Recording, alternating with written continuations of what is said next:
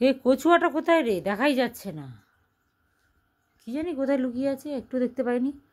সকালবেলায় তো এখানটায় ছিল। বাবা, এই দেখ, এইখানে উঠে বসে আছে। হই বারা, এইখানে উঠে কচুয়াটা বসে আছে, এই দেখ।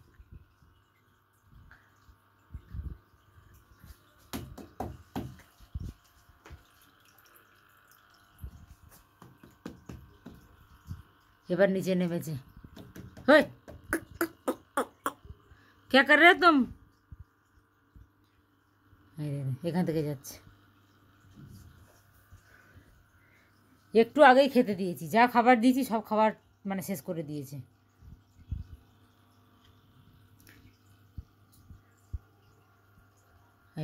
কতগুলো মাছও ছিল, মাছ যেহেতু এখন মরে যাচ্ছে এর জন্য মাছ এখন আর আনছি না, পরে নিয়ে আসবো। এই দেখো,